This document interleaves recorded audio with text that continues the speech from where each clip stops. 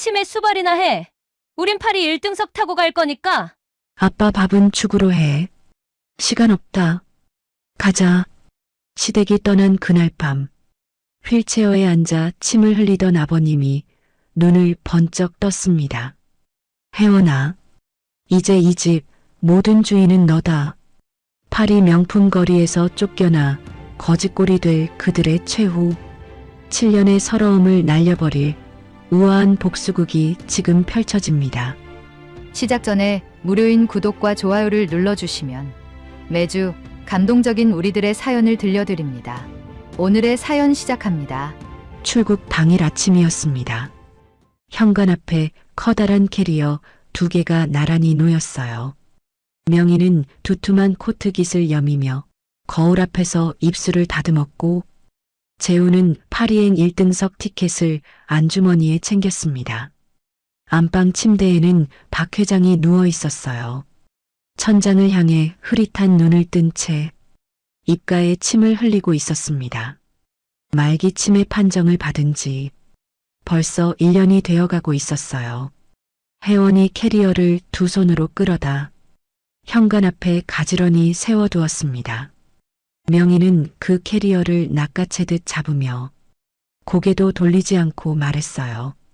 아버님 약은 오전 8시, 오후 2시, 저녁 8시. 잊지 마. 그게 전부였습니다. 인사도 없었고 혜원을 한번 쳐다보지도 않았어요.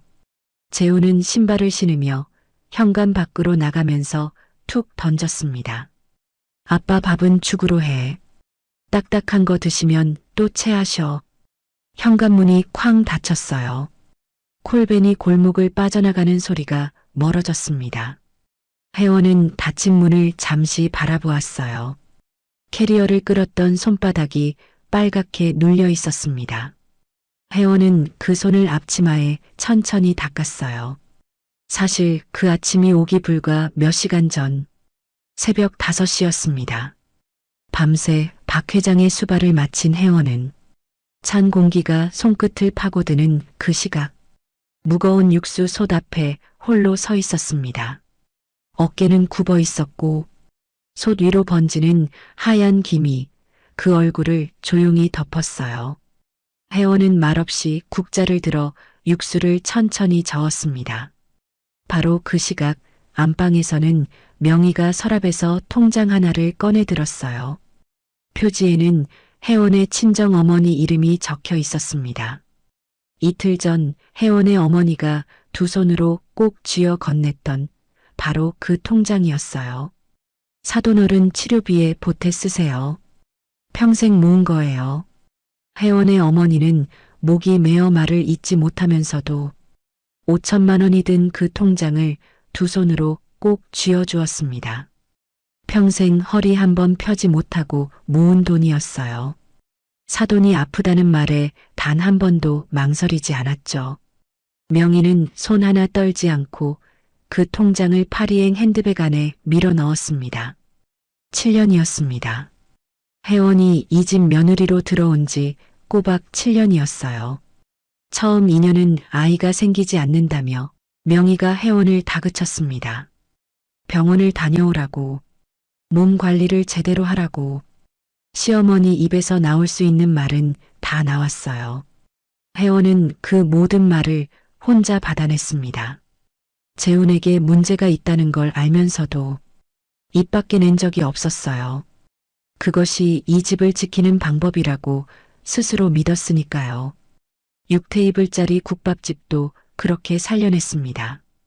새벽에 나와 육수를 끓이고 밤늦게 마지막 그릇을 닦으며 흑자를 만들었어요. 재훈은 그 돈을 유흥비로 썼습니다. 혜원이 국밥집 마감을 하고 들어오면 재훈은 술 냄새를 풍기며 소파에 누워있기 일쑤였습니다. 통장 잔고가 줄어드는 걸 보면서도 혜원은 아무 말하지 않았어요. 이 집이 무너지면 안 된다고 그것 하나만 붙들었습니다. 그날 하루도 그렇게 지나갔어요. 혜원은 박 회장의 미움을 쓰고 약을 챙기고 국밥집 문을 열고 닫았습니다. 저녁 장사를 마치고 설거지를 끝낸 것이 밤 10시였어요. 박 회장의 발을 씻기고 이불을 여며들인 뒤 거실 불을 끄려고 스위치 앞에 섰습니다. 밤 11시였어요. 그 순간이었습니다. 휠체어에 앉아있던 박 회장이 조용히 고개를 들었어요. 허공을 떠돌던 눈빛이 천천히 제자리를 찾았습니다. 혜원의 발이 그 자리에서 멈췄어요. 박 회장이 두 손으로 휠체어 손잡이를 짚었습니다. 그리고 천천히 두 발로 일어섰어요. 등이 펴지고 어깨가 제자리를 찾았습니다.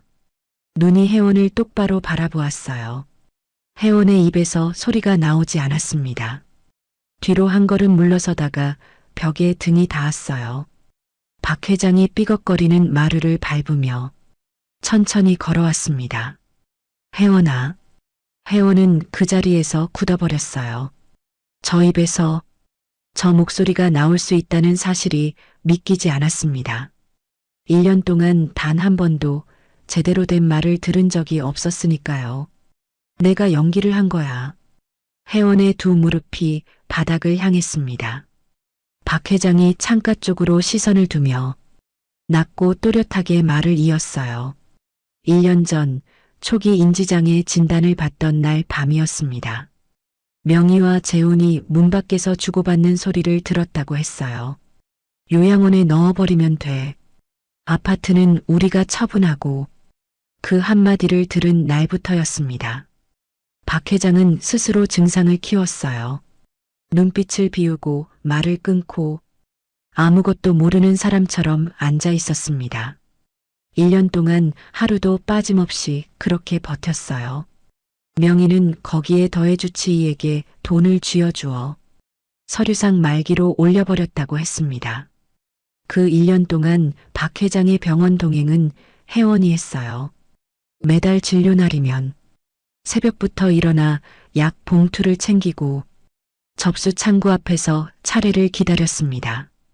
진료 기록지를 받아오면 날짜별로 파일에 꽂아두었어요.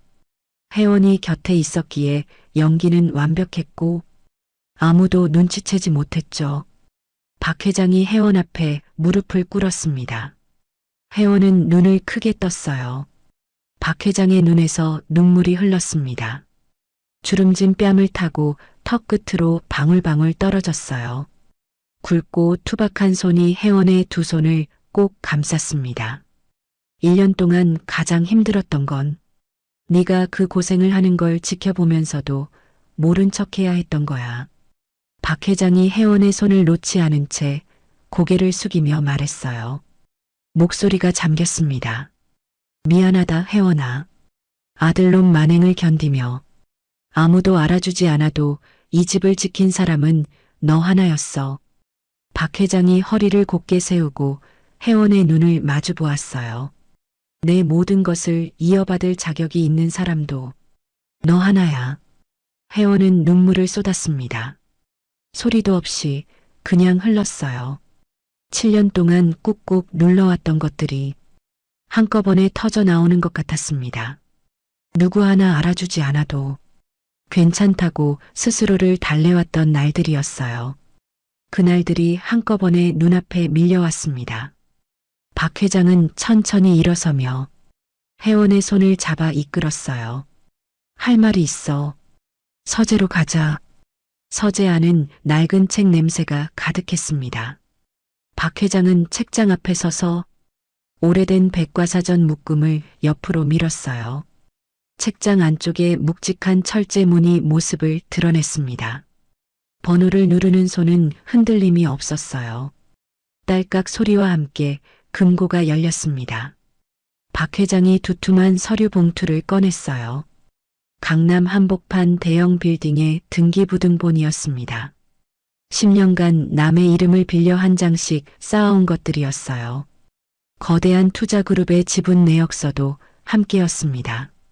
박 회장이 서류를 혜원의 손 위에 올려놓으며 말했어요. 10년 동안 아무도 몰랐어. 이제 이 모든 것의 주인은 너야. 혜원은 그 서류를 손에 든 채 숨을 고르지 못했습니다. 잠시 후 초인종이 울렸어요. 강 변호사였습니다.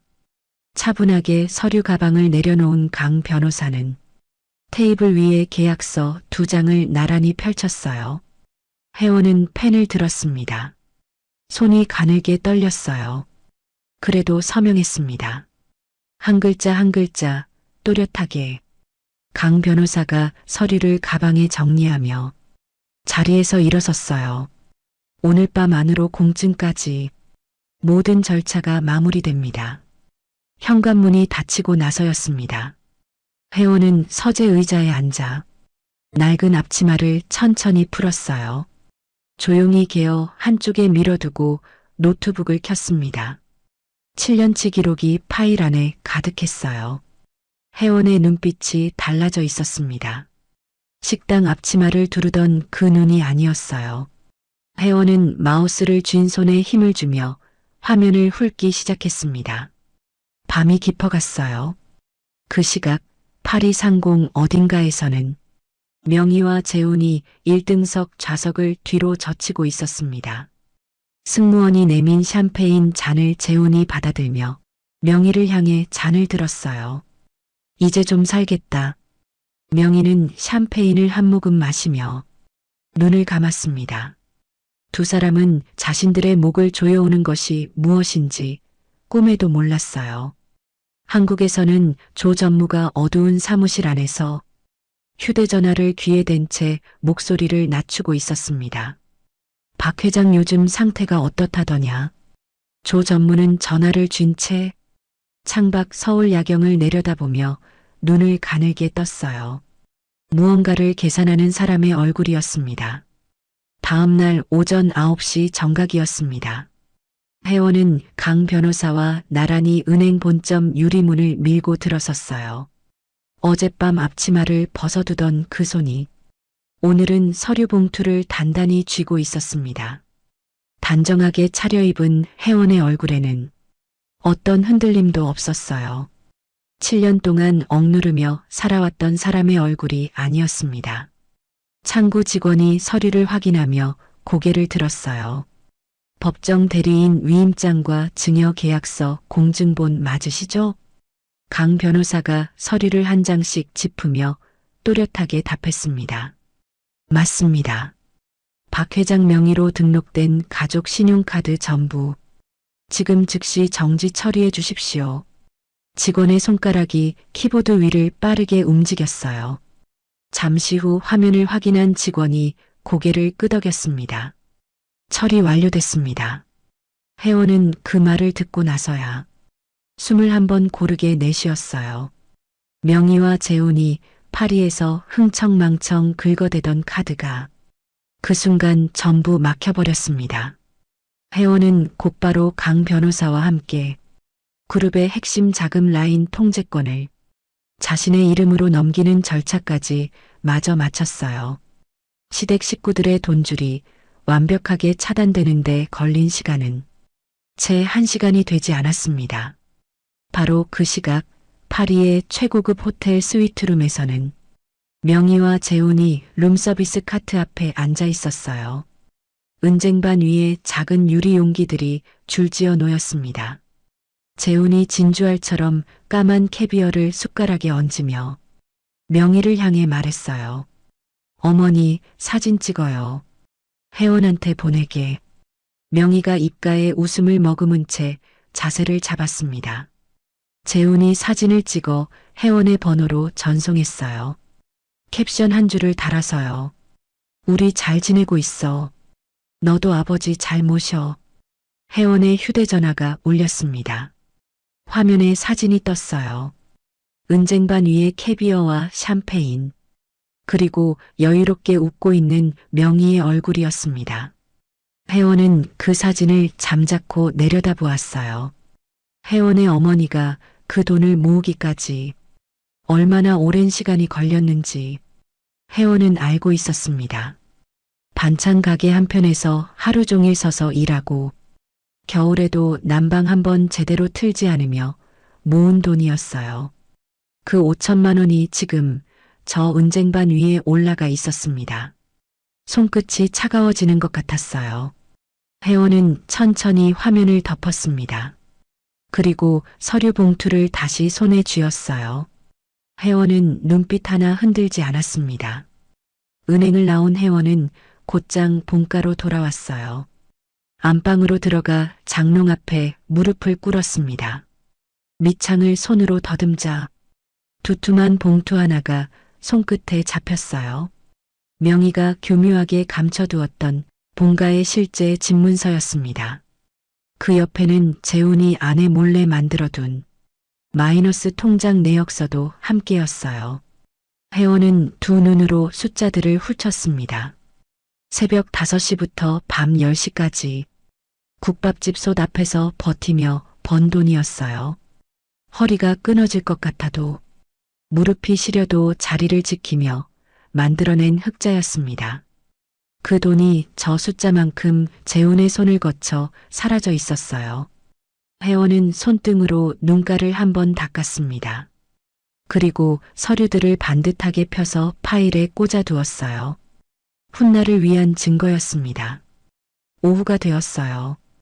혜원은 박 회장의 휠체어를 밀며 아파트 단지 안을 천천히 걷기 시작했습니다. 봄 햇살이 두 사람의 어깨 위로 내려앉았어요. 단지 화단 앞을 지나다 마주친 경비원이 고개를 끄덕였습니다. 오늘도 나오셨네요. 며느님이 진짜 극진하시다. 혜원이 부드럽게 웃으며 박 회장의 입가를 수건으로 살며시 닦아드렸어요. 아버님이 바람 쐬시는 걸 좋아하셔서요. 지나가던 윗집 할머니도 혀를 찼습니다. 요즘 세상에 저런 며느리가 어딨어. 참 복받을 사람이야. 박 회장은 휠체어에 앉아 멀리 하늘을 바라보았어요. 두 사람은 눈빛으로만 알고 있었습니다. 이 조용한 산책이 바깥 세상을 향한 완벽한 연기라는 것을요. 혜원에게 지금 이 동네 사람들의 눈이 가장 든든한 방패였어요. 그 무렵 파리에서는 재훈이 렌터카 핸들을 잡고 공항으로 나가고 있었습니다. 입국장 유리문이 열리고 유라가 커다란 캐리어를 끌며 나타났어요.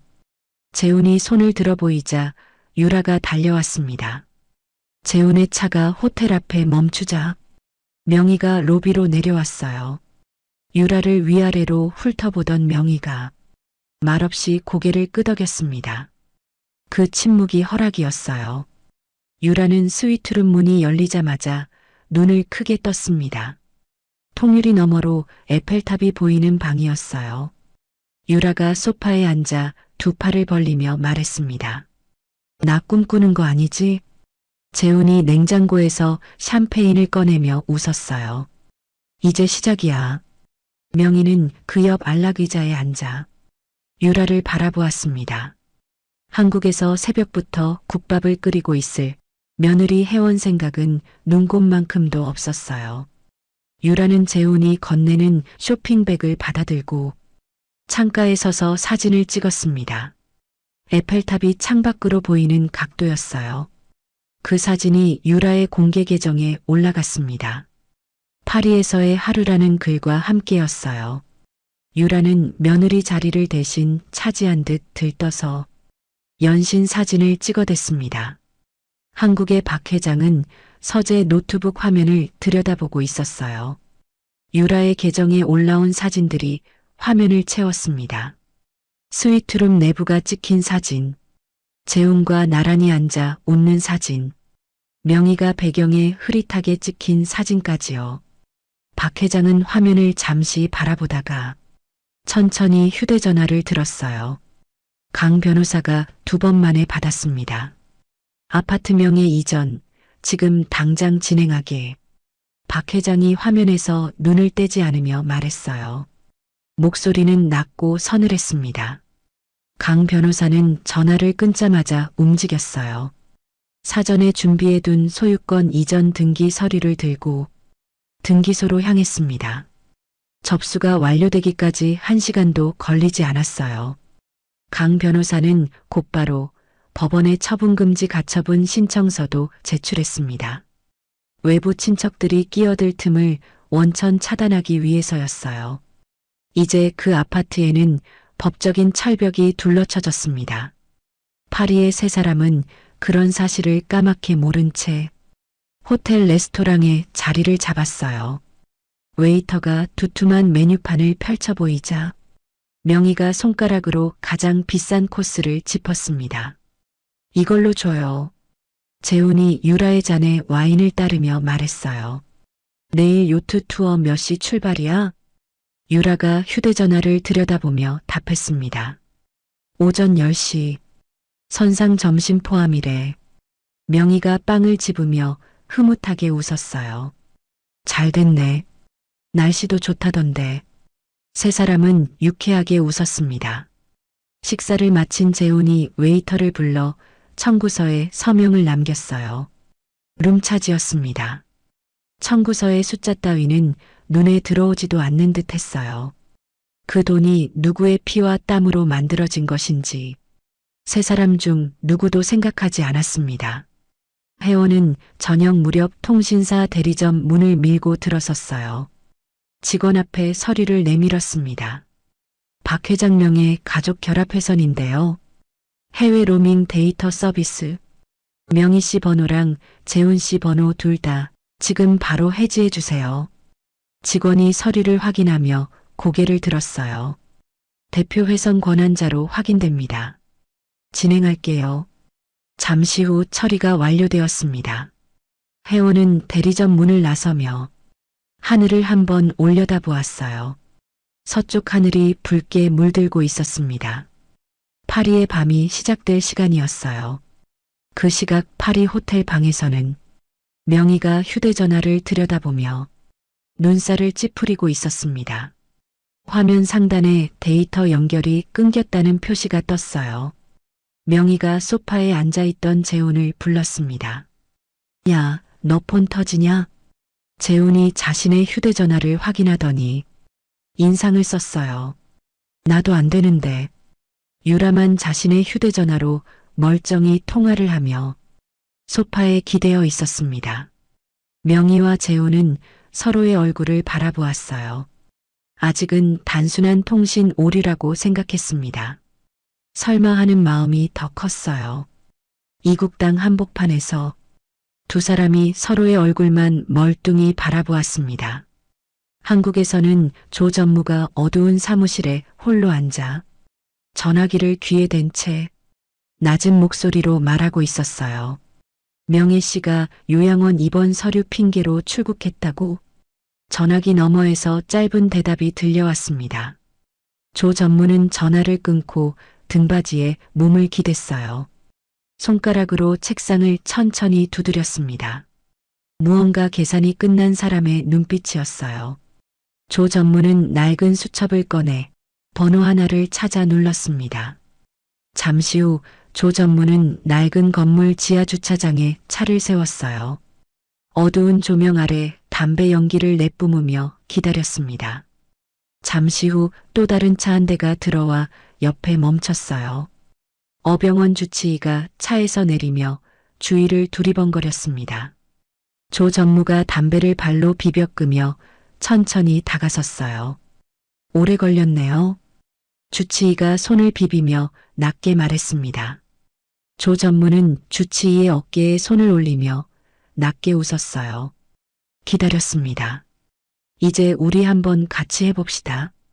지하 주차장의 어둠이 두 사람 위로 내려앉았습니다. 다음 날 오후였습니다. 파리의 명품 거리는 이른 봄 햇살을 받아 눈부시게 빛나고 있었어요. 넓은 보도 양쪽으로 고급 매장들이 줄지어 섰고 잘 차려입은 사람들이 쇼핑백을 들고 오갔습니다.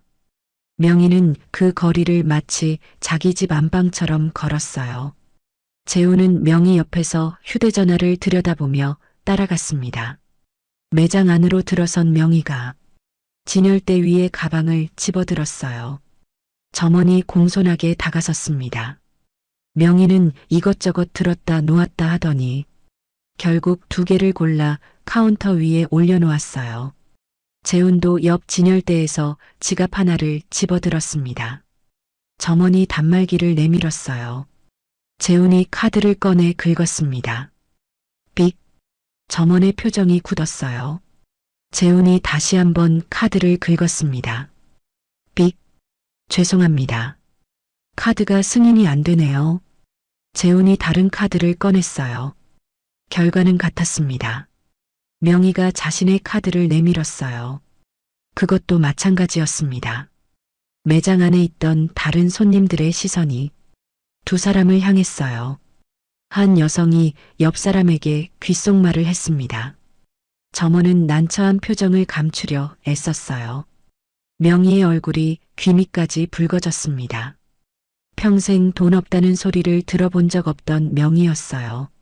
남편을 낡은 경비원이라 무시하면서도 그 돈으로 평생 호의호식하며 살아온 명희였습니다. 파리 한복판 명품 매장에서 카드를 긁지 못해 서 있는 자신의 처지가 실감이 나지 않았어요. 재훈이 카드를 지갑에 쑤셔 넣으며 점원을 향해 낮게 말했습니다. 카드사 문제인 것 같으니까 잠깐만요. 두 사람은 아무것도 사지 못한 채 매장 문을 나섰어요. 명희는 입술을 꾹 다물고 앞만 보며 걸었습니다. 등 뒤에서 점원들의 수군거리는 소리가 들리는 것 같았어요. 호텔로 돌아온 재훈이 프런트 직원에게 전화기를 빌렸습니다. 한국카드사 고객센터로 전화를 걸었어요. 재훈이 수화기를 쥔 손에 힘을 주며 말했습니다. 카드가 왜 정지된 거예요? 당장 풀어줘요. 상담원의 목소리가 흘러나왔어요. 재훈의 얼굴이 굳어갔습니다. 법정 대리인 권한으로 정지 처리가 완료되었다는 안내였어요. 재훈이 수화기를 프런트 위에 천천히 내려놓았습니다. 손이 떨렸어요. 명희가 팔짱을 낀 채 재훈을 바라보며 말했습니다. 뭐래? 재훈이 목소리를 낮추며 답했어요. 혜원이 다 막아버렸어. 잠시 침묵이 흘렀습니다. 그리고 터졌어요. 명희가 재훈을 향해 손가락질을 하며 목소리를 높였습니다. 네가 평소에 관리를 제대로 했어야지. 맨날 흥청망청 쓰더니 이 꼴이 뭐야. 재훈이 인상을 찌푸리며 맞받았어요. 어머니가 먼저 여행 가자고 했잖아요. 나한테 왜 그래요?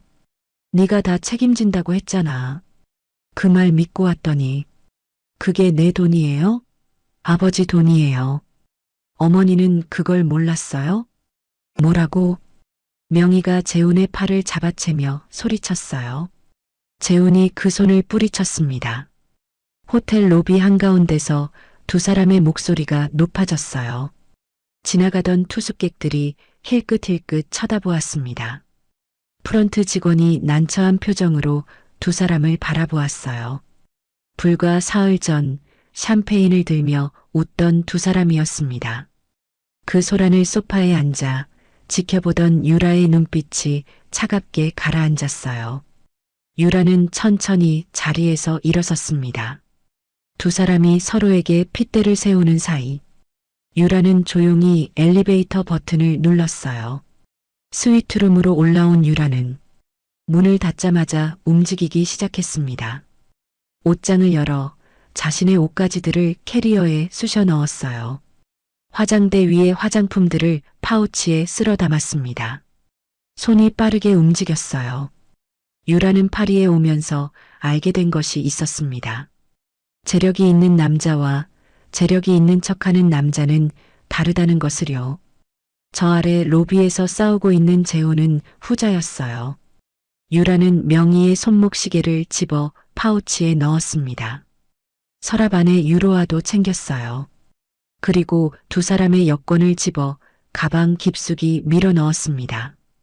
유라는 캐리어 지퍼를 당기며 방안을 한번 둘러보았어요. 미련이라고는 없었습니다. 유라는 문손잡이를 당기며 입꼬리를 올렸어요. 뒤도 돌아보지 않았습니다. 그 시각 서울에서는 혜원이 굳게 닫힌 거실 창밖을 내다보며 숨을 고르고 있었어요. 폭풍 전야 같은 고요함이었습니다. 그때 갑자기 현관문이 쾅쾅쾅 부서질 듯 울렸습니다. 혜원이 문을 열자 건장한 남자들이 우르르 밀고 들어섰어요.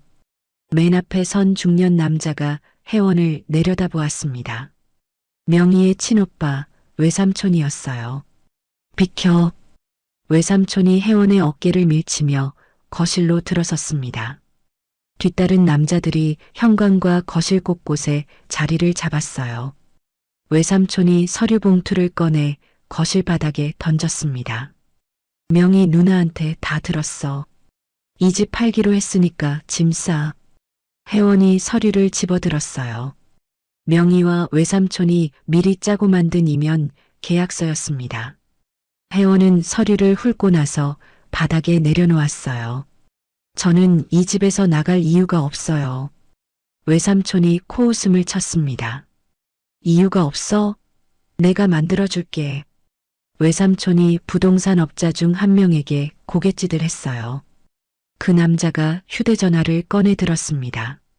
사설 구급차 부를게. 노인네는 요양원으로 보내면 되고. 혜원이 그 앞을 막아섰어요. 두 팔을 양옆으로 벌려 박 회장의 휠체어를 등 뒤로 가렸습니다. 아버님한테 손 떼면 안 됩니다. 혜원의 목소리는 떨렸지만 발은 움직이지 않았어요. 외삼촌이 혜원의 얼굴 앞으로 바짝 다가서며 낮게 으르렁댔습니다. 비키라고. 혜원은 물러서지 않았어요. 하지만 건장한 업자 두 명이 혜원의 양팔을 거칠게 잡아채 안방으로 밀어 넣었습니다. 외삼촌이 부동산 업자를 향해 소리쳤습니다. 계약서에 도장부터 찍어. 업자들이 거실 테이블에 서류를 펼쳤어요. 외삼촌이 붉은 인주통을 꺼내 뚜껑을 열었습니다. 쿵쿵쿵. 도장 찍는 소리가 안방까지 들려왔어요. 혜원은 문고리를 두 손으로 부여잡았습니다. 손마디가 하얗게 질렸어요. 이를 악물었습니다. 7년 동안 새벽부터 밤까지 이 집을 지켜온 시간이 머릿속을 스쳤어요.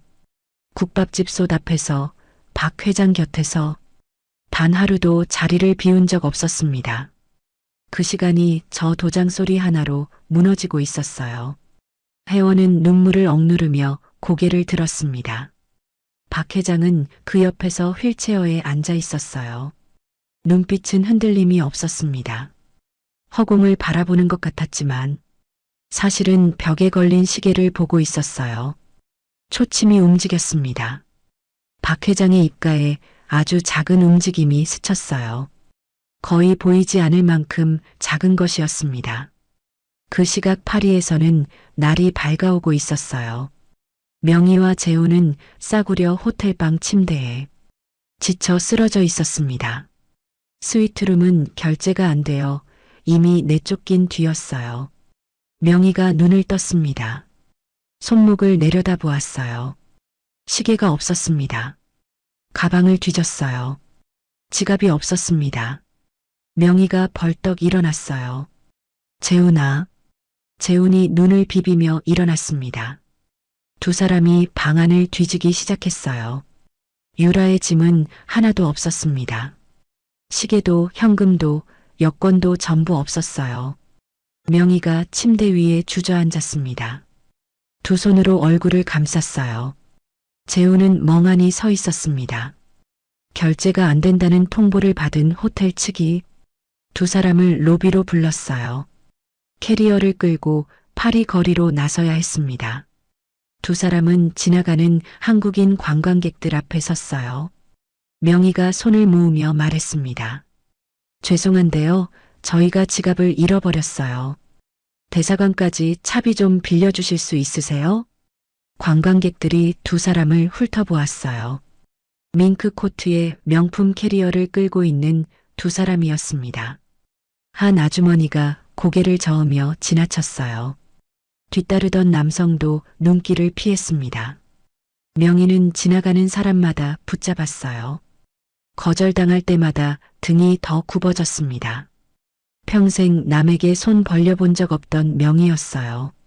파리 거리 한복판에서 차비를 구걸하는 자신의 모습이 꿈인지 생시인지 분간이 되지 않았습니다. 대사관에서 임시 여권을 신청한 두 사람은 담당 직원 앞에 앉았어요. 직원이 안경을 고쳤으며 서류를 검토하다 고개를 들었습니다. 발급까지 최소 닷새는 걸립니다. 명희가 눈을 크게 떴어요. 닷새요? 직원이 고개를 끄덕였습니다. 대사관 문을 나선 두 사람은 갈 곳이 없었어요. 돈도 없고 여권도 없고 돌아갈 방법도 없었습니다. 어느새 파리의 밤이 찾아왔어요. 명희는 공원 벤치에 앉아 밍크 코트 깃을 여몄습니다. 봄이라지만 파리의 밤바람이 뼛속을 찔렀어요. 재우는 옆에 쪼그리고 앉아 두 손을 비볐습니다.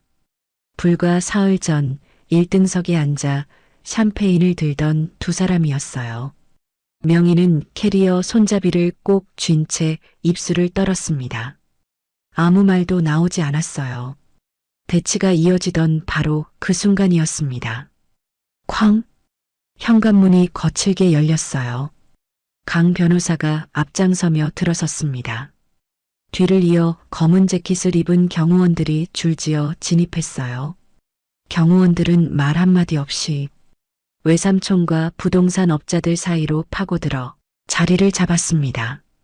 키가 크고 어깨가 넓은 남자들이었어요.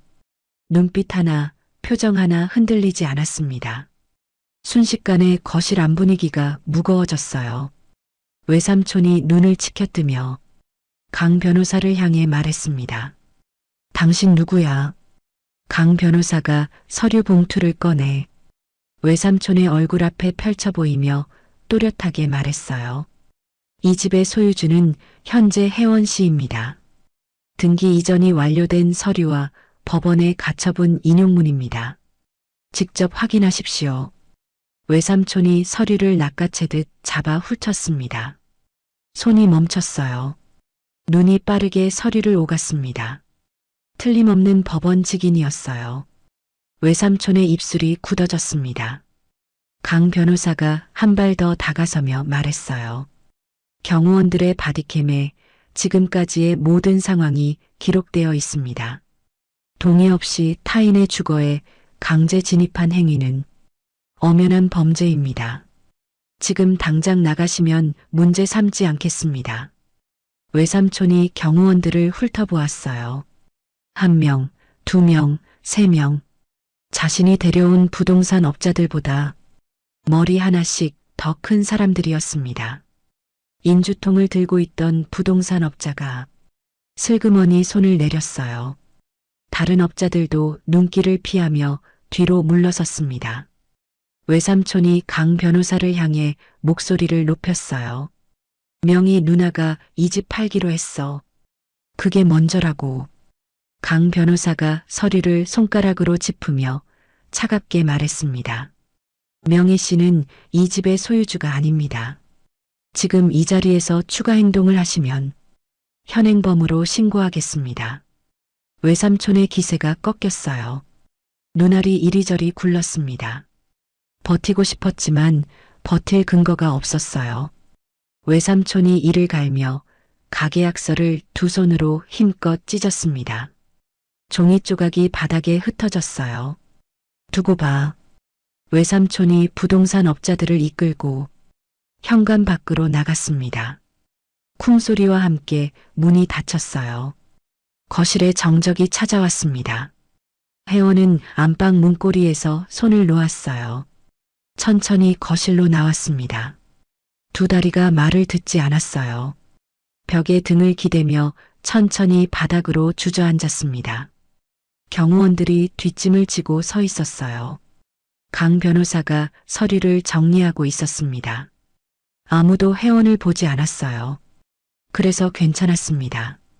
혜원은 두 무릎을 끌어안고 잠깐 눈을 감았어요. 숨을 한번 길게 들이쉬었습니다. 7년 동안 이 집을 지키겠다고 버텨온 사람이 처음으로 그 무게를 잠깐 내려놓는 순간이었어요. 박 회장이 휠체어에서 두 발로 일어서며 혜원 곁으로 걸어왔습니다. 손을 내밀었어요. 혜원이 그 손을 잡고 일어섰습니다. 박 회장이 강 변호사를 향해 손을 내밀었어요. 수고했네. 그리고 혜원을 바라보며 말했습니다. 이 사람이 앞으로 우리 방어망을 맡아줄 강 변호사야. 든든한 사람이니까 믿어도 돼. 강 변호사가 회원을 향해 고개를 숙였어요. 잘 부탁드립니다. 회원도 고개를 숙였습니다. 말이 나오지 않았어요. 고맙다는 말도 괜찮다는 말도 전부 목 안에 걸렸습니다. 강 변호사가 가방에서 서류를 꺼내 테이블 위에 펼쳤어요. 박 회장의 그룹 지분 가운데 30%를 회원의 이름으로 묶어두는 절차였습니다. 외부에서 경영권을 흔들려 해도 법적으로 막아낼 수 있는 가장 단단한 방패였어요. 회원은 강 변호사의 설명을 들으며 펜을 들었습니다. 손이 떨리지 않았어요. 한 글자 한 글자 또렷하게 서명했습니다. 서류 절차가 마무리되자마자 초인종이 울렸어요. 강 변호사가 미리 대기시켜둔 이삿짐 센터 직원들이었습니다. 6명이 들어서자마자 일사불란하게 움직이기 시작했어요. 박 회장의 서재 서류들, 회원의 옷가지들, 꼭 필요한 살림들을 차례로 포장했습니다. 회원은 그 모습을 지켜보다가 안방으로 들어갔어요. 서랍을 열었습니다. 맨 위에 낡은 가계부가 있었어요. 7년치 시댁 살림이 빼곡하게 적혀 있었습니다. 국밥집 원가, 월별 수입, 재훈이 빼간 돈의 날짜와 금액까지요. 그 옆에는 박 회장의 약 봉투들을 날짜별로 묶어둔 파일이 있었어요. 회원은 그것들을 차례로 가방에 넣었습니다. 버릴 수 없었어요. 이것들이 회원이 이 집에서 버텨온 증거였으니까요. 짐이 빠져나간 자리에는 아무것도 남지 않았습니다. 회원은 도어락 번호판을 새 것으로 교체했어요. 기존 번호는 완전히 지워졌습니다. 텅 빈 거실을 마지막으로 한번 돌아보았어요. 명희가 소파에 앉아 회원에게 심부름을 시키던 자리였습니다. 재훈이 술 냄새를 풍기며 누워있던 자리였어요.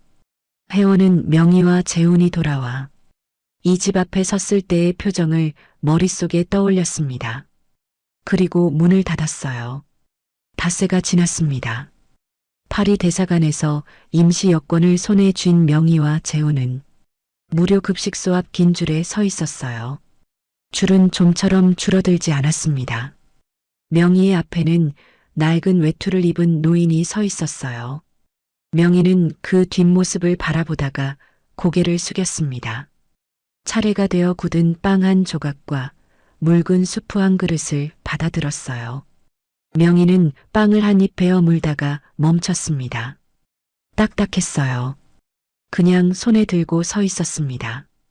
며칠 전만 해도 파리 최고급 레스토랑에서 코스 요리를 먹던 손이었죠. 웨이터가 허리를 굽혀 서빙하던 바로 그 손이었습니다. 지금 그 손에는 굳은 빵 한 조각이 들려 있었어요. 재훈은 아무 말 없이 수프를 홀짝였습니다. 두 사람 모두 서로의 얼굴을 보지 않았어요. 빚을 내어 끄는 한국행 비행기는 이코노미 맨 뒷자리였습니다. 명희는 좁은 좌석에 몸을 구겨 넣으며 앞좌석 등받이를 멍하니 바라보았어요. 파리에 올 때 앉았던 1등석 좌석이 머릿속에 아른거렸습니다. 발이 쭉 펴지는 넓은 자리에 앉아 샴페인을 홀짝이며 눈을 감았던 그 자리였죠. 승무원이 모포를 덮어주던 그 자리였습니다. 지금 명희의 무릎은 앞좌석에 닿을 듯 말 듯 구겨져 있었어요. 재훈은 창가에 이마를 기댄 채 눈을 감았습니다. 두 사람 사이에 아무 말도 없었어요. 같은 날 한국에서는 회원과 박 회장이 강 변호사의 에스코트를 받으며 강남 한복판 펜트하우스 엘리베이터에 올랐습니다. 문이 열리자 탁 트인 거실이 나타났어요. 통유리 너머로 서울 야경이 한눈에 펼쳐졌습니다. 박 회장이 소파에 앉아 회원의 뒷모습을 바라보며 말했어요. 어때? 회원은 아무 말도 하지 못했습니다. 창가로 천천히 걸어갔어요. 유리에 손바닥을 살며시 갖다 댔습니다. 까마득하게 펼쳐진 도시의 불빛들이 눈앞에 가득했어요. 7년이었습니다. 새벽 5시 국밥집 솥 앞에서 시작된 하루들이었어요. 손이 트도록 일하고 무릎이 시리도록 버텨온 날들이었습니다.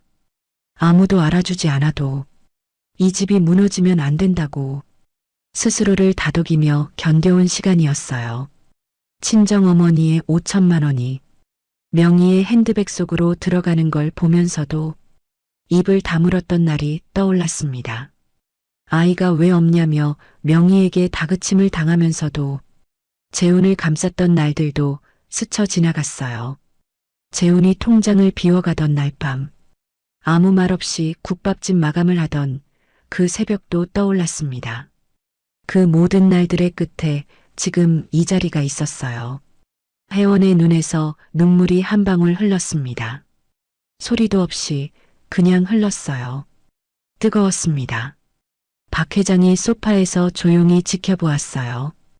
아무 말도 하지 않았습니다. 그냥 두었어요. 그것이 지금 혜원에게 가장 필요한 것이었죠. 혜원은 눈물을 손등으로 닦으며 돌아섰습니다.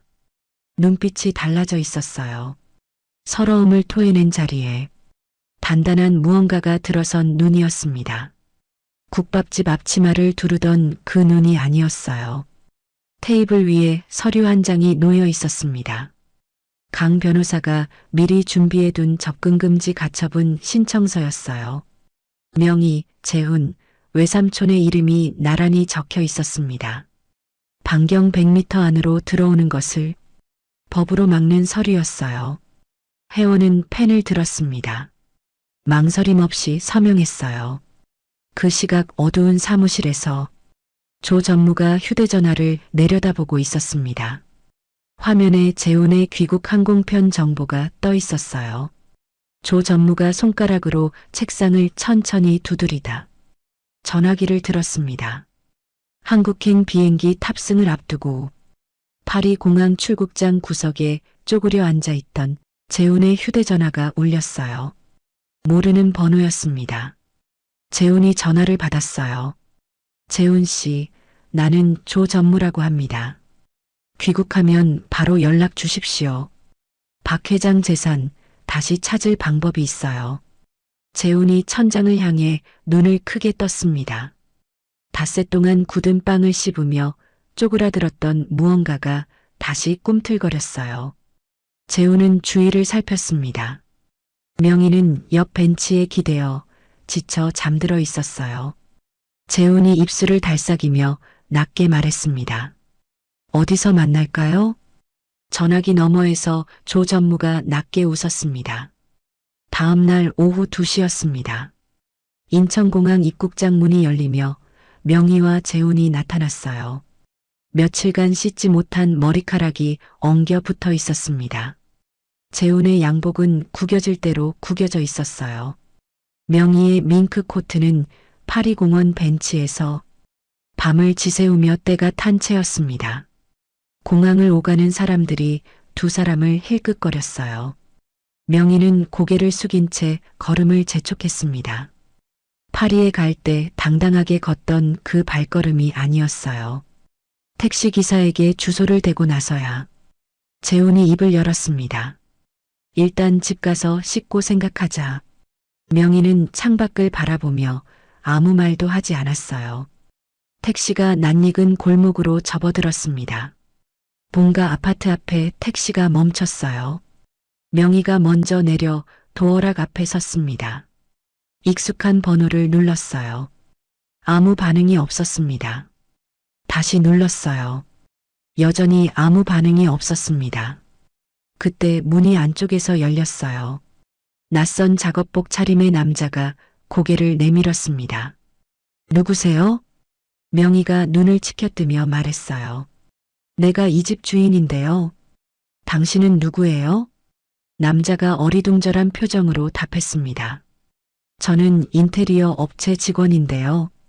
이 집 처분되고 공사 들어갔는데요. 명희의 얼굴이 굳었어요. 재훈이 남자를 밀치고 안으로 들어섰습니다. 텅 빈 거실이 나타났어요. 가구도 살림도 아무것도 없었습니다. 명희가 거실 한가운데 서서 천천히 고개를 돌렸어요. 30년 넘게 살아온 집이었습니다. 소파가 있던 자리, 명희가 즐겨 앉던 안락의자가 있던 자리, 식탁이 있던 자리가 전부 텅 비어 있었어요. 벽에는 페인트 자국만 남아 있었습니다. 명희의 두 손이 옆구리에서 떨렸어요. 아무 말도 나오지 않았습니다. 재훈도 멍하니 서 있었어요. 혜원이 이 집을 이렇게까지 만들어버릴 줄은 꿈에도 몰랐습니다. 재훈이 주머니를 뒤져 휴대전화를 꺼냈어요. 외삼촌에게 전화를 걸었습니다. 몇 번 신호가 가다 연결되었어요. 외삼촌, 집이 왜 이래요? 전화기 너머에서 외삼촌의 목소리가 들려왔습니다. 혜원이 모든 권한을 쥐고 강남 펜트하우스로 들어갔다는 말이었어요. 재훈의 손에서 전화기가 떨어질 뻔했습니다. 뭐라고요? 명희가 재훈의 팔을 잡아채며 말했어요. 뭐래? 재훈이 전화를 끊으며 명희를 바라보았습니다. 두 사람의 눈빛이 동시에 이글거렸어요. 펜트하우스 로비는 조용했습니다. 대리석 바닥이 반짝이는 넓은 공간이었어요. 경비원이 정문 앞에 서 있었습니다. 명희와 재훈이 입구를 향해 걸어오자 경비원이 앞을 막아섰어요. 입주민이 아니시면 출입이 안 됩니다. 재훈이 경비원의 팔을 치우며 밀고 들어섰습니다. 명희도 뒤따랐어요. 경비원이 재훈의 팔을 잡았습니다. 재훈이 그 손을 뿌리쳤어요. 두 사람은 로비 안으로 들어서며 고개를 들어 소리쳤습니다. 혜원아, 당장 내려와. 명희가 핸드백을 흔들며 목청을 높였어요. 어디 있어? 지금 당장 나와. 로비에 있던 입주민 몇몇이 뒤로 물러섰습니다. 경비원이 무전기를 들었어요. 잠시 후 전용 엘리베이터 문이 열렸습니다. 혜원이 나타났어요. 짙은 남색 맞춤 정장이었습니다. 머리는 단정하게 올려 묶었어요. 양옆에 경호원 2명이 함께였습니다. 명희가 그 모습을 보고 입을 다물었어요. 불과 며칠 전까지 국밥집 앞치마를 두르고 캐리어를 끌어다 주던 혜원이었습니다. 지금 그 혜원이 자신을 내려다보고 있었어요. 명희는 그 눈빛을 마주하다가 시선을 피했습니다. 혜원은 천천히 걸어 나왔어요. 재훈의 발밑에 서류 한 장을 내려놓았습니다. 법원 직인이 찍힌 접근금지 가처분 결정문이었어요. 재훈이 서류를 집어들었습니다. 눈이 빠르게 훑었어요. 손이 떨렸습니다. 명희가 혜원을 향해 다가서며 말했어요. 혜원아, 우리 좀 얘기하자. 응? 네가 오해한 거야. 내가 다 잘못했어. 그래도 가족이잖아. 명희가 혜원의 손을 잡으려 했습니다. 혜원이 한 걸음 물러섰어요. 재훈도 무릎을 꿇었습니다. 바닥에 손을 짚으며 말했어요. 혜원아, 내가 미쳤었나 봐. 다 끝난 일이야. 한 번만 봐줘. 네가 하라는 대로 다 할게. 혜원은 두 사람을 내려다보았습니다. 7년 동안 단 한 번도 자신의 편이 되어준 적 없던 사람들이었어요. 아이가 왜 없냐며 몰아붙이던 목소리가 귓가를 스쳤습니다. 친정어머니의 5천만 원을 핸드백에 넣던 손이 눈앞에 아른거렸어요. 혜원은 경호원을 향해 고개를 돌리며 말했습니다. 합법적인 절차에 따라 내보내주세요. 경호원들이 앞으로 나섰어요. 명희가 버티며 소리쳤습니다. 이럴 수 있어? 내가 누군데? 재훈도 팔을 뿌리치며 악을 썼어요. 이게 말이 돼? 내 아버지 돈이야. 피 한 방울 안 섞인 네가 뭔데? 경호원들이 두 사람을 로비 밖으로 데리고 나갔습니다. 유리문이 닫혔어요. 혜원은 그 문을 잠시 바라보았습니다. 닫힌 유리문 너머로 명희가 주저앉는 모습이 보였어요. 혜원은 돌아섰습니다. 거리로 나온 재훈의 주머니에서 휴대전화가 울렸어요. 조 전무였습니다. 재훈이 전화를 받았어요. 잠시 후 재훈은 허름한 식당 구석 자리에 앉아 있었습니다. 조 전무가 맞은편에 앉아 소주잔을 들었어요. 많이 힘들었겠어요. 재훈이 소주를 한 번에 들이켰습니다. 조 전무가 서류 봉투를 테이블 위에 올려놓으며 말했어요. 재산을 되찾을 방법이 있어요. 대신 조건이 하나 있습니다. 그룹 지분 20%를 나한테 주시오. 재훈이 봉투를 열었습니다. 이면 계약서였어요. 재훈은 잠깐 망설이는 듯 손가락으로 테이블을 두드렸습니다. 그러나 오래 고민하지 않았어요. 인주를 찍어 지장을 눌렀습니다. 조 전무가 그 서류를 집어 가방에 넣으며 낮게 웃었어요. 그 시각 회원은 재단 회의실에 들어서고 있었습니다. 긴 테이블 양옆에 임원들이 앉아 있었어요. 회원이 자리에 앉자 웅성거림이 잦아들었습니다. 그러나 분위기는 싸늘했어요. 한 임원이 안경을 고쳤으며 말했습니다. 이사장 대행이 오셨으니 시작하죠. 오늘 안건은 신규 사업 예산 배정입니다. 회원이 서류를 펼치며 말했어요. 먼저 기존 예산 집행 내역부터 검토하겠습니다. 또 다른 임원이 팔짱을 끼며 낮게 말했습니다. 예산 집행은 저희가 수년간 해온 방식이 있습니다. 이사장 대행께서 식당 장부 보시듯 처음부터 다시 볼 필요가 있을까요? 회의실 안에 동조하는 기침 소리가 몇 차례 났어요. 회원은 임원들의 얼굴을 한 번씩 바라보았습니다. 그리고 서류를 덮었어요. 알겠습니다. 오늘은 여기까지 하죠. 임원들이 자리에서 일어서며 나직이 웃었습니다. 회원은 마지막으로 회의실을 나섰어요. 복도를 걷는 동안 회원의 표정은 굳어 있었습니다. 자존심이 상한 것이 아니었어요. 저 숫자들 안에 뭔가 있다는 것을 직감했습니다. 그날 밤 회원은 펜트하우스 서재에 홀로 앉아 있었어요. 테이블 위에 서류 더미가 쌓였습니다. 재단의 10년치 재무 기록이었어요. 회원은 한 장씩 넘기며 숫자를 짚었습니다.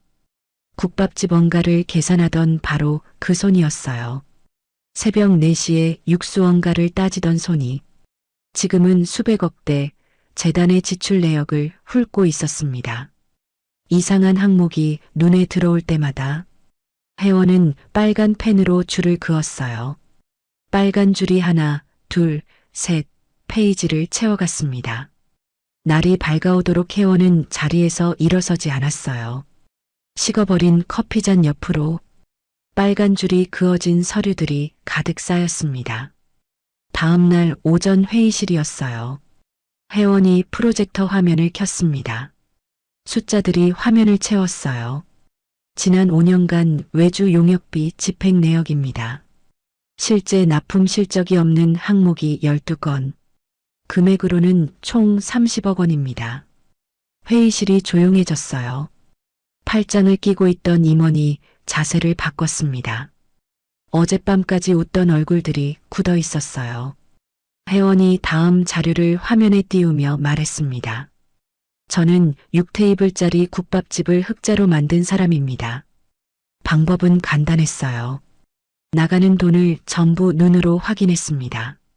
이 재단도 같은 방법으로 운영하면 됩니다. 아무도 말하지 않았어요. 임원들이 원한 대로 안건을 통과시켰습니다. 박 회장은 옆방 모니터로 회의 장면을 지켜보고 있었어요. 회원이 화면 앞에 서서 숫자를 짚는 모습이었습니다. 박 회장이 천천히 고개를 끄덕였어요. 입가에 흐뭇한 미소가 번졌습니다. 저 며느리를 알아본 자신의 눈이 틀리지 않았다는 것을 다시 한번 확인하는 순간이었어요. 그 시각 지하 주차장 한켠에서는 조 전무가 차 안에 앉아 있었습니다. 조수석에 쇼핑백 하나가 놓여 있었어요. 어병원 주치의가 차 문을 열고 들어섰습니다. 조 전무가 쇼핑백을 건넸어요. 주치의가 안을 들여다보다 고개를 끄덕였습니다. 조 전무가 낮게 말했어요. 날짜만 지금으로 맞추면 돼요. 나머지는 내가 알아서 합니다. 주치의가 서류 봉투를 꺼내 조 전무의 무릎 위에 올려놓았습니다. 조 전무가 봉투 안을 확인하며 입꼬리를 올렸어요. 박 회장의 이름이 적힌 진단서였습니다. 날짜는 오늘이었어요. 조 전무가 봉투를 재킷 안주머니에 찔러 넣으며 시동을 걸었습니다. 안정 궤도에 오른 듯 보였던 한 달 후였습니다. 회원은 이사회 안건 서류를 들고 펜트하우스 현관문을 열었어요. 하루 종일 회의를 주재하고 돌아온 저녁이었습니다. 재킷을 벗으며 거실로 들어서던 회원의 발이 멈췄어요. 테이블 위에 법원 봉투가 놓여 있었습니다. 회원은 봉투를 집어들었어요. 손가락으로 뜯으며 안을 꺼냈습니다. 눈이 서류 위를 훑었어요. 성년후견인 개시 심판, 재산 보전 처분 결정. 회원은 서류를 손에 쥔 채 그 자리에 서 있었습니다. 조 전무가 새롭게 제출한 위조 진단서를 법원이 받아들인 것이었어요. 아직 임시 결정이었고 정식 심리는 남아 있었지만 회원에게 넘어왔던 주요 권한과 자금 라인이 그 순간부터 전부 묶여버렸습니다. 한 달 동안 새벽부터 밤까지 하나씩 쌓아 올린 것들이었어요. 은행 창구 앞에서 서명하던 날, 장롱 밑창에서 집문서를 찾아내던 날, 반대파 임원들의 입을 다물게 하던 날이 머릿속을 스쳤습니다. 그 모든 것이 종이 한 장으로 흔들리고 있었어요. 회원은 소파에 천천히 앉았습니다. 두 손을 무릎 위에 올려놓았어요. 손이 떨리지 않도록 힘을 주었습니다. 국밥집에서 새벽마다 혼자 육수를 끓이던 시절에도 이런 적이 있었어요. 명희가 친정어머니 돈을 가져간 사실을 알면서도 아무 말 못하고 솥을 젓던 그 새벽이었습니다. 그때도 쓰러지지 않았어요. 이를 악물고 다음날 아침을 맞았습니다. 지금도 그래야 했어요. 회원은 창가로 걸어가 유리에 손바닥을 갖다 댔습니다. 서울 야경이 눈앞에 펼쳐져 있었어요. 한 달 전 눈물을 흘리며 바라보던 바로 그 풍경이었습니다. 그때는 감격이었는데 지금은 달랐어요. 회원은 이를 악물었습니다. 강 변호사가 달려온 것은 그로부터 1시간 뒤였어요. 두 사람은 서재 테이블을 사이에 두고 마주 앉았습니다. 강 변호사가 서류를 펼치며 말했어요. 법원이 진단서의 의학적 소견을 강하게 신뢰하고 있습니다. 지금 상태로는 재산을 전부 잃을 수 있어요. 회원이 낮게 물었습니다. 방법이 없어요? 강 변호사가 잠깐 말을 멈추었어요. 명혜 씨가 처음 주치의를 매수했다는 명백한 증거가 있어야 합니다. 그게 없으면 힘들죠. 회원은 아무 말도 하지 않았습니다. 눈을 감았어요. 다음 날 아침이었습니다. 회원의 휴대전화에 기사 알림이 쏟아졌어요. 국밥집 며느리가 치매 시아버지를 속여 수백억대 재산을 가로챘다는 내용이었습니다. 조 전무가 대형 온라인 게시판과 익명 커뮤니티에 뿌린 글이었어요. 글은 삽시간에 온라인을 덮었습니다. 사람들이 댓글을 수천 개씩 쏟아냈어요. 회원을 향한 비난이 화면을 가득 채웠습니다. 황색 언론과 유튜버들이 펜트하우스 앞 도로를 카메라를 들고 메웠어요. 회원이 출근하려고 로비에 내려서자 카메라 플래시가 한꺼번에 터졌습니다. 회원 씨, 시아버지를 속인 거 맞습니까? 재산을 어떻게 가로챈 겁니까? 기자들이 마이크를 들이밀며 소리쳤어요. 회원은 고개를 숙인 채 걸었습니다. 플래시가 눈을 찌르고 마이크가 귀 옆에 바짝 붙었어요. 억울하다는 말이 목구멍까지 차올랐습니다. 7년 동안 새벽마다 일어나 시아버지 약을 챙기고 국밥집 솥을 젓고 단 하루도 자리를 비운 적 없었던 사람이 사기꾼 소리를 듣고 있었어요. 그러나 회원은 입을 열지 않았습니다. 지금 이 자리에서 감정을 쏟아내면 안 된다는 것을 알고 있었어요. 경호원들이 혜원을 에워싸며 차까지 이끌었습니다. 차 문이 닫히고 나서야 혜원은 숨을 내쉬었어요. 기자들이 카메라를 유리에 들이댔습니다. 혜원은 시선을 앞으로 고정했어요. 재단 안에서도 흔들림이 시작되었습니다. 핵심 자금이 묶이면서 독거노인 구호 사업 예산이 바닥을 드러냈어요. 다음 달 배식 행사가 취소될 위기였습니다. 혼자 사는 노인들에게 한 달에 한 번 따뜻한 밥을 드리는 행사였어요. 그것마저 멈출 수 없다고 혜원은 생각했습니다. 반대파 임원들이 회의실에 모여 수군거렸어요. 한 임원이 복도에서 혜원을 마주치며 말했습니다. 이사장 대행, 지금 상황이 너무 심각한 거 아닙니까? 우리 재단 이미지가. 혜원이 그 임원의 눈을 바라보며 말했어요. 알고 있습니다. 제가 해결합니다. 임원이 고개를 돌리며 나갔어요. 혜원은 그 뒷모습을 바라보았습니다. 저 사람들 앞에서 무너지면 안 된다고 스스로에게 말했어요. 그날 밤 조 전무와 재호는 펜트하우스 근처 고급 바에 앉아 있었습니다. 재훈이 위스키 잔을 들며 말했어요. 이제 끝난 거죠? 조 전무가 잔을 부딪히며 웃었습니다. 혜원이 수갑 차고 나오는 거 시간 문제야. 두 사람은 유쾌하게 웃었어요. 고시원 방에서는 명희가 작은 텔레비전 앞에 앉아 있었습니다. 화면에 혜원의 이름이 자막으로 흘렀어요. 사기 의혹이라는 글자가 화면을 가득 채웠습니다. 명희가 무릎을 탁 치며 말했어요. 그래, 이게 맞지. 어디서 감히. 명희의 얼굴에 오랜만에 웃음이 번졌습니다. 폐지를 줍던 손으로 리모컨 볼륨을 높였어요. 한편 혜원은 서재에 틀어박혀 있었습니다. 바닥에 시댁 관련 서류들이 가득 펼쳐져 있었어요. 영수증, 진료 기록, 날짜별 메모지까지 모두 꺼냈습니다. 하나씩 뒤집으며 훑었어요. 눈이 아팠습니다. 손이 바빴어요. 무언가 있어야 했습니다. 반드시 있어야 했어요. 시간이 얼마나 지났을까요? 혜원이 허리를 펴며 눈을 감았습니다. 머릿속이 하얗게 텅 빈 것 같았어요. 그 순간이었습니다. 휠체어였어요. 박 회장이 1년 동안 타던 낡은 휠체어였습니다. 시댁 식구들이 출국 전날 낡았다며 고물상에 넘겨버린 바로 그것이었어요. 혜원은 그 휠체어 방석 밑바닥에 손바닥만 한 작은 녹음기를 숨겨두었던 날을 기억했습니다. 명희가 유독 주치의와 단둘이 진료실 밖에서 오래 이야기를 나누던 날이었어요. 수상하다는 생각이 든 혜원은 다음 진료 때를 대비해 약국에 들러 손바닥만한 작은 녹음기를 하나 샀습니다. 명희가 주치의와 또 따로 만난다면 그 대화를 담아두기 위해서였어요. 혹시 들킬까봐 박 회장이 항상 타고 계시는 휠체어 방석 밑바닥에 조용히 밀어 넣었습니다.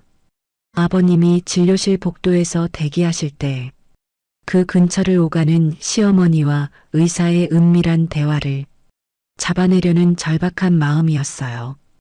그리고 그 뒤로 까맣게 잊고 있었습니다. 혜원은 눈을 크게 떴습니다. 자리에서 벌떡 일어났어요. 가슴이 쿵 내려앉는 것 같았습니다. 저 안에 명희가 주치의에게 돈을 건네며 흥정하는 소리가 담겨 있다면 그 목소리 하나가 지금 이 모든 것을 바꿀 수 있었어요. 혜원의 손이 휴대전화를 향해 뻗었습니다. 강 변호사가 바로 받았어요. 혜원이 말했습니다. 아버님 휠체어요. 출국 전날 고물상에 넘어간 거. 그 방석 안에 제가 녹음기를 숨겨뒀어요. 전화기 너머에서 잠시 침묵이 흘렀습니다.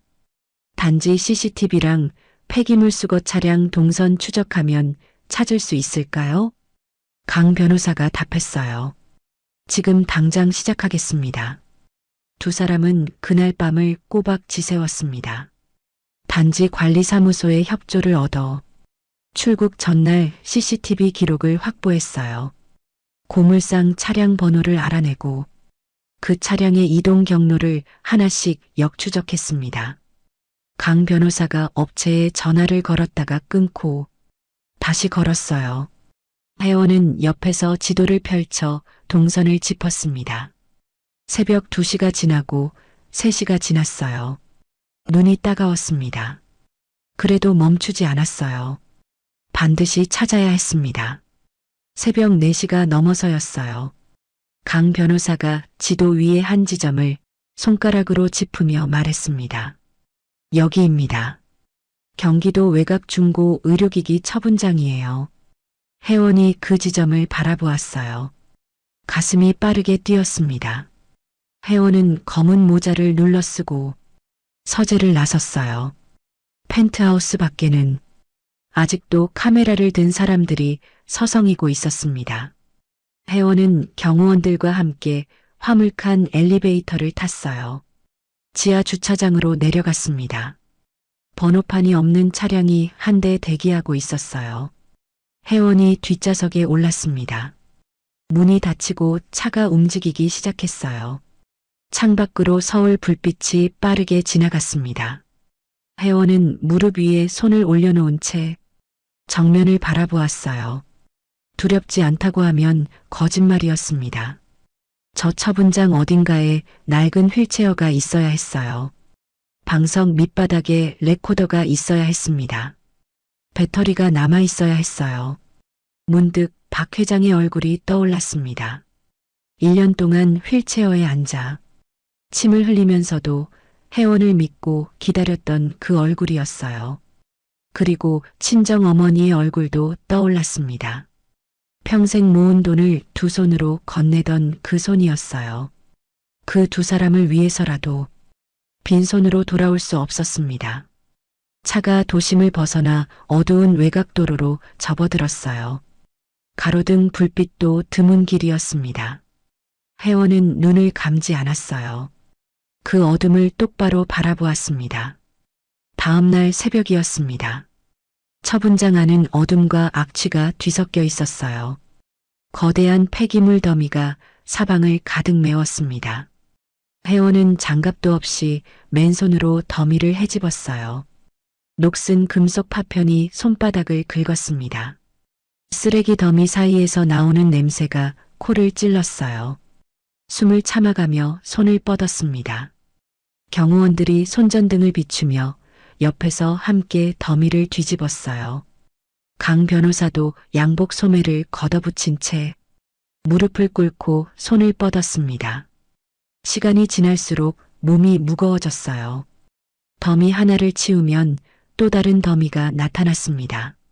손바닥에 상처가 생겼어요. 발밑이 미끄러웠습니다. 회원은 넘어질 뻔하다가 옆에 있던 철제 선반을 잡았어요. 잠깐 고개를 들어 주위를 둘러보았습니다. 폐기물 더미가 끝도 없이 펼쳐져 있었어요. 손전등 불빛이 닿지 않는 곳은 온통 어둠이었습니다. 포기하고 싶다는 생각이 스쳤어요. 그 생각이 스치는 순간 박 회장의 얼굴이 떠올랐습니다. 그리고 친정 어머니의 얼굴도 떠올랐습니다. 평생 모은 돈을 두 손으로 건네던 그 손이었어요. 회원은 입술을 깨물며 다시 손을 뻗었습니다. 얼마나 지났을까요? 회원의 손끝에 딱딱한 금속 뼈대가 잡혔어요. 손전등 불빛이 그쪽을 향했습니다. 녹이 쓴 휠체어 바퀴가 쓰레기 더미 사이에서 모습을 드러냈어요. 회원이 두 손으로 잡아당겼습니다. 낡고 찌그러진 휠체어였어요. 박 회장이 1년 동안 타던 바로 그것이었습니다. 회원은 떨리는 손으로 주머니에서 칼을 꺼냈어요. 방석 가죽에 칼날을 댔습니다. 힘을 주어 찢어냈어요. 악취가 올라왔습니다. 방석 안쪽 솜이 뒤집혔어요. 회원의 손가락이 솜 사이를 더듬었습니다. 아무것도 없었어요. 회원이 더 깊이 손을 밀어 넣었습니다. 그때였어요. 손끝에 단단하고 작은 물체가 잡혔습니다. 혜원이 천천히 꺼냈어요. 먼지를 뒤집어 쓴 손바닥만 한 작은 녹음기였습니다. 손바닥 위에 올려놓자 배터리가 완전히 방전된 채 반응이 없었어요. 혜원은 그것을 두 손으로 감쌌습니다. 감싸쥔 손이 떨렸어요. 강 변호사가 혜원의 손 위에 자신의 손을 살며시 얹었습니다. 아무 말도 하지 않았어요. 그것으로 충분했습니다. 강 변호사의 사무실로 돌아온 것은 이른 아침이었어요. 혜원은 충전기를 녹음기에 연결했습니다. 두 사람은 아무 말 없이 그 앞에 앉았어요. 1분이 지났습니다. 2분이 지났어요. 화면에 불이 들어왔습니다. 충전 중이라는 표시가 떴어요. 강 변호사가 숨을 들이켰습니다. 혜원은 눈을 감았다가 떴어요. 10분 뒤 혜원이 재생 버튼을 눌렀습니다. 지직거리는 소리가 먼저 나왔어요. 그리고 목소리가 들려왔습니다. 명희의 목소리였어요. 우리 남편 초기 치매 서류를 말기로 꾸며주시면 5천만 원 꽂아드릴게. 주치의의 목소리도 들렸습니다. 알겠습니다. 서류는 제가 알아서 하죠. 두 목소리가 사무실 안을 채웠어요. 혜원은 그 소리를 들으며 눈을 감았습니다. 새벽마다 국밥집 솥 앞에 서서 버텨온 시간이었습니다. 아무도 알아주지 않아도 이 집이 무너지면 안 된다고 스스로를 다독이던 날들이었습니다. 그 모든 날들의 억울함이 지금 이 작은 녹음기 안에 담겨 있었어요. 혜원은 참았던 숨을 천천히 토해냈습니다. 눈가가 젖었어요. 손등으로 조용히 훔쳤습니다. 강 변호사도 말이 없었어요. 두 사람은 잠시 그 목소리가 끝날 때까지 앉아 있었습니다. 잠시 후 강 변호사가 자리에서 일어서며 말했어요. 법원에 긴급 심리 요청하겠습니다. 이걸로 재판을 뒤집을 수 있어요. 재판 날이 왔습니다. 법정 안은 조용했어요. 방청석에 사람들이 가득 들어차 있었습니다. 증인석에 어병원 주치의가 섰어요. 흰 가운 대신 정장을 입고 있었습니다. 주치의가 서류를 들어보이며 말했어요. 박 회장은 현재 중증 치매 상태입니다. 제가 직접 진단한 내용이고 이 서류가 그것을 증명합니다. 목소리가 또렷했습니다. 손도 떨리지 않았어요. 한편 이 모든 사태의 원흉인 시어머니 명희는 빚쟁이들을 피해 고시원 방에 숨은 채 법정에 나타나지도 않았습니다. 피고석에 앉은 재호는 조 전무의 팔을 슬쩍 건드렸습니다. 조 전무가 입꼬리를 올리며 방청석을 향해 고개를 끄덕였어요. 승리를 확신하는 얼굴이었습니다. 재훈도 팔짱을 끼며 미소를 지었어요. 마치 재판이 이미 끝난 사람들 같았습니다. 강 변호사가 자리에서 일어났어요. 재판장님, 새로운 증거를 제출하고 싶습니다. 재판장이 고개를 들었습니다. 허가합니다. 강 변호사가 법정 담당 직원에게 고개를 끄덕였어요. 법정 한쪽에 설치된 대형 스피커에서 소리가 흘러나오기 시작했습니다. 처음에는 지직거리는 소리였어요. 그리고 목소리가 나왔습니다. 우리 남편 초기 치매 서류를 말기로 꾸며주시면 5천만 원 꽂아드릴게. 명희의 목소리였어요. 법정 안이 순식간에 조용해졌습니다. 알겠습니다. 서류는 제가 알아서 하죠. 주치의의 목소리가 이어졌어요. 방청석 사람들이 웅성거리기 시작했습니다. 누군가 자리에서 일어섰어요. 한 할머니가 입을 틀어막으며 눈물을 훔쳤습니다. 증인석의 주치의가 얼굴이 하얗게 질렸어요. 서류를 들고 있던 손이 떨렸습니다. 입이 열렸다 닫혔어요. 아무 말도 나오지 않았습니다. 주치의가 그 자리에 주저앉았어요. 피고석에서 재훈이 벌떡 일어섰습니다. 저건 조작된 거야. 저게 무슨 증거야. 조 전무도 자리에서 일어나며 점잖은 척 목소리를 깔았습니다. 재판장님, 출처 불명의 불법 녹음 파일은 증거 효력이 없습니다. 당장 기각해 주십시오. 재판장이 의사봉을 내리치며 말했어요. 피고는 조용히 하십시오. 재훈이 조 전무를 바라보았습니다. 조 전무의 얼굴은 굳어 있었어요. 아까까지 여유롭게 웃던 그 얼굴이 아니었습니다. 두 손이 무릎 위에서 움직임을 멈췄어요. 그 순간이었습니다.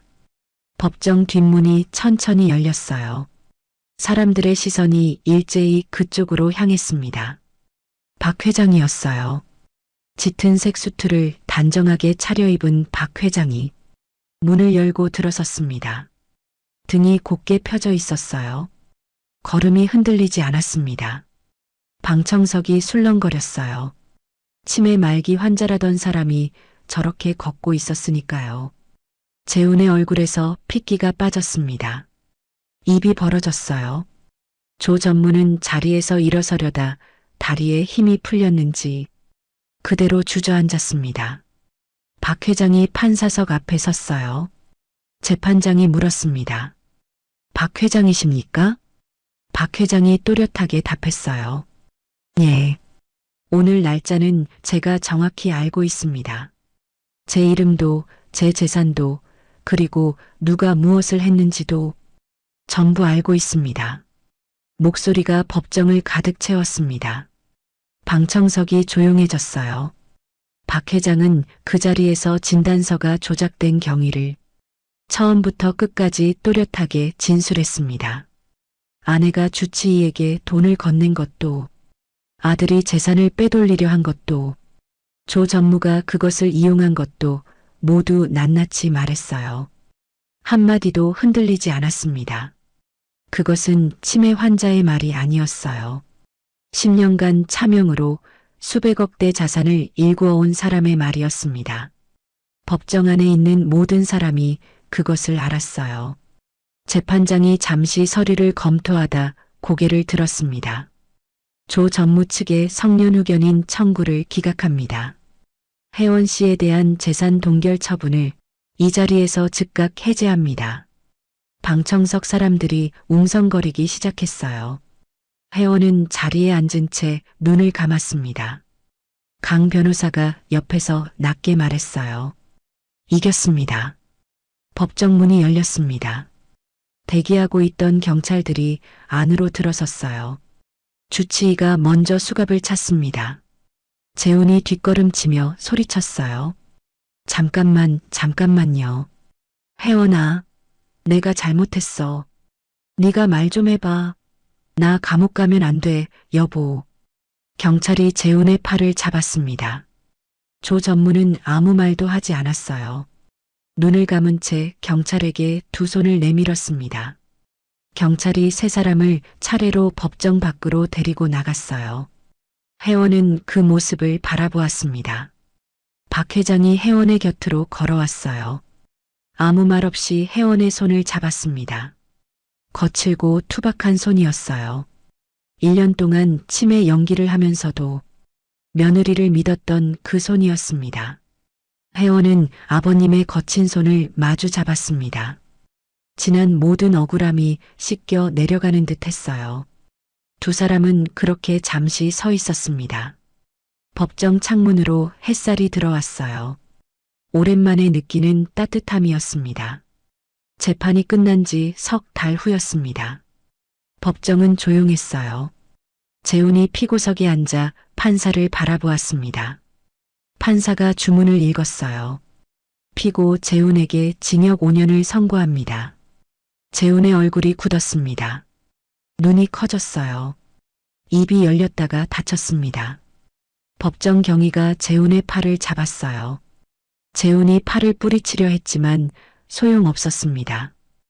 호송차 안에서 재훈은 창밖을 바라보았어요. 불과 몇 달 전까지만 해도 팔이 1등석에 앉아 샴페인을 들던 손이었습니다. 지금 그 손에는 푸른 수의가 덮여 있었어요. 재훈은 창밖으로 스쳐 지나가는 거리를 멍하니 바라보았습니다. 혜원이 새벽마다 국밥집에 나가던 골목이 머릿속에 떠올랐어요. 그 시간 동안 자신은 무엇을 했는지 생각했습니다. 아무것도 한 게 없었어요. 그 사실이 지금에서야 선명하게 보였습니다. 조 전무와 어병원 주치의도 같은 날 중형을 선고받았어요. 조 전무는 판결문이 낭독되는 동안 눈을 감고 있었습니다. 주치의는 고개를 숙인 채 아무 말도 하지 않았어요. 5천만 원의 양심을 팔았던 대가였습니다. 두 사람도 차례로 호송차에 올랐어요. 명희는 징역형을 간신히 피했습니다. 그러나 혜원과 박 회장이 청구한 손해배상 소송에서 처참하게 졌어요. 법원이 명희의 모든 통장을 압류했습니다. 평생 모아두었다고 믿었던 돈이 사실은 박 회장의 그늘 아래 있던 것들이었어요. 그 그늘이 걷히자 아무것도 남지 않았습니다. 명희는 서울역 인근의 고시원 방으로 들어갔어요. 창문 하나 없는 방이었습니다. 벽과 벽 사이가 팔을 펼치면 닿을 만큼 좁았어요. 명희는 그 방 한가운데 서서 천장을 올려다보았습니다. 평생 넓은 거실에서 살아온 명희였어요. 파리 스위트룸에서 에펠탑을 바라보던 사람이었습니다.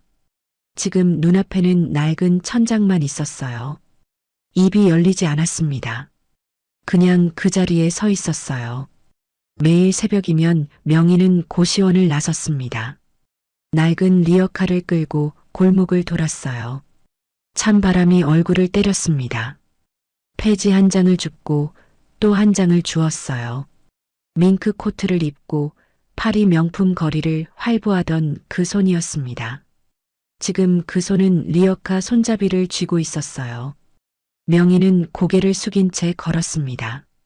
아는 사람과 눈이 마주칠까봐 늘 모자를 눌렀었어요. 허영으로 가득했던 삶이 이렇게 끝나고 있었습니다. 그 무렵 혜원은 박 회장의 지분 증여 절차를 완벽하게 마무리하고 있었어요. 서류의 마지막 서명을 마친 날, 강 변호사가 말했습니다. 이제 법적으로 완벽합니다. 아무도 건드릴 수 없어요.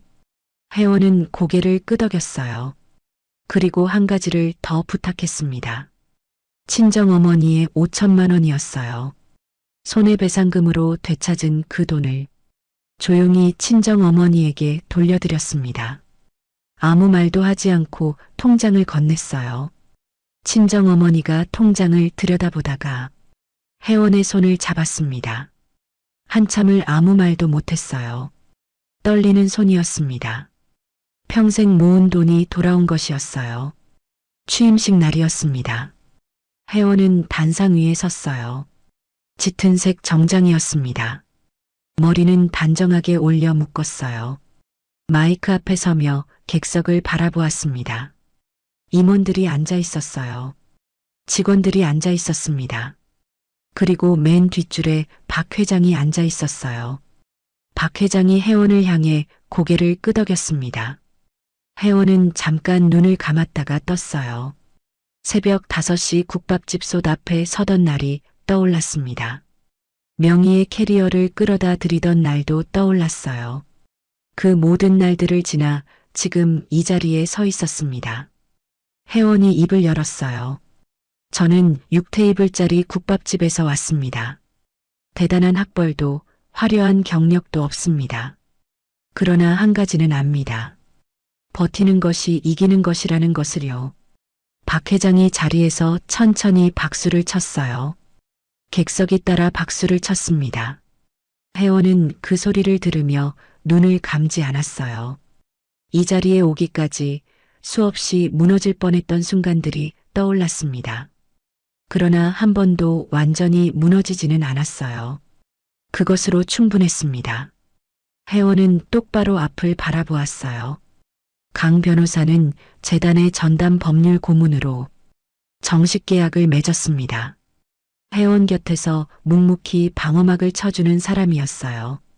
박 회장은 명예 고문으로서 매일 아침 혜원과 함께 사옥으로 출근했습니다. 두 사람이 나란히 걷는 모습을 보는 직원들이 하나같이 미소를 지었어요. 어느 화창한 주말이었습니다. 재단이 후원하는 대규모 독거노인 지원 행사가 열렸어요. 행사장 안에 긴 테이블이 줄지어 섰습니다. 도시락 수백 개가 가지런히 놓였어요. 회원은 앞치마를 두르고 배식대 앞에 섰습니다. 재단 로고를 수놓은 깨끗한 앞치마였어요. 그러나 도시락을 건네는 손은 예전과 같았습니다. 정성껏 두 손으로 건넸어요. 어르신들이 줄을 서서 들어왔습니다. 회원이 한 분 한 분의 눈을 바라보며 도시락을 건넸어요. 맛있게 드세요. 어르신들이 고개를 숙이며 받아들었습니다. 박 회장도 옆에서 함께 도시락을 나눴어요. 두 사람은 말없이 나란히 서 있었습니다. 객석 한편에 회원의 친정어머니가 앉아 있었어요. 아까부터 눈을 떼지 못하고 있었습니다. 단상 위에 서서 사람들에게 도시락을 건네는 딸의 모습이었어요. 저 아이가 시집가던 날이 떠올랐습니다. 뒤를 돌아보며 작게 손을 흔들던 그 모습이었어요. 그 뒤로 긴 시간이었습니다. 딸이 새벽마다 국밥집에 나간다는 것을 알면서도 모른 척해야 했어요. 명희한테 구박을 당한다는 것을 알면서도 전화 한 통 제대로 못했습니다. 혼자 속으로만 울었어요. 평생 모은 돈을 건네면서도 딸 앞에서 웃어 보였습니다. 그 시간이 이 자리로 이어진 것이었어요. 저 앞치마를 두른 사람이 자신의 딸이었습니다. 친정어머니의 눈에서 눈물이 흘렀어요. 손수건으로 눈가를 눌렀습니다. 그래도 눈물이 멈추지 않았어요. 그 순간이었습니다. 회원이 배식을 하다가 고개를 들었어요. 행사장 밖 골목 쪽으로 시선이 갔습니다. 낡은 리어카를 끌고 지나가는 노인이 있었어요. 회원과 눈이 마주쳤습니다. 명희였어요. 모자를 눌러 쓰고 있었지만 회원은 알아보았습니다. 명희도 회원을 알아보았어요. 화려한 조명 아래 앞치마를 두르고 서 있는 회원을 바라보다가 명희는 황급히 고개를 숙였습니다. 리어카를 돌리려 했어요. 손이 떨렸습니다. 발이 빠르게 움직였어요. 도망가려 했습니다. 회원은 그 뒷모습을 바라보았어요. 불과 몇 달 전까지 파리에서 캐비어를 먹던 사람이었습니다. 친정어머니 5천만 원을 핸드백에 넣던 그 손이 지금 리어카를 끌고 있었어요. 복수심이 스쳤습니다. 그리고 씁쓸함이 뒤따랐어요. 저 사람을 미워하며 사는 것이 자신에게 무슨 의미가 있을까 하는 생각도 들었습니다. 버텨온 것은 저 사람을 이기기 위해서가 아니었어요. 그냥 자리를 지키고 싶었던 것이었습니다. 회원은 잠시 그 자리에 서 있었어요. 그리고 천천히 걸음을 내딛었습니다. 도시락 하나를 손에 들었어요. 명희의 뒤를 조용히 따라갔습니다. 어머님, 명희의 발이 멈췄어요. 고개를 들지 않았습니다. 어깨가 굳어 있었어요. 회원은 아무 말도 하지 않았습니다. 명희의 리어카 위에 도시락을 조용히 올려놓았어요.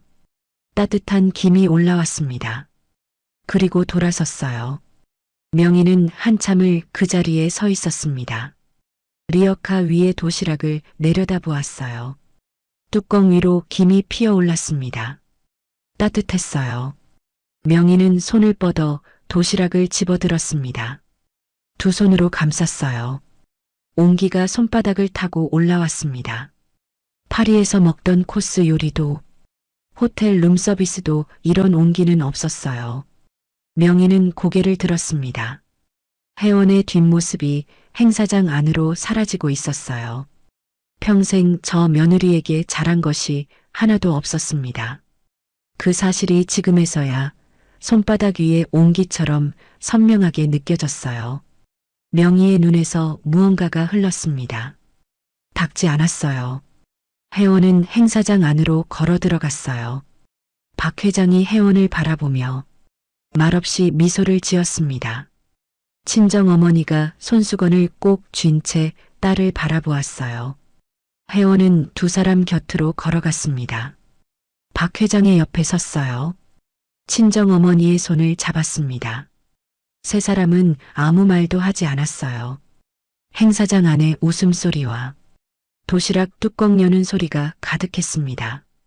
햇살이 행사장 안으로 따뜻하게 들어왔어요.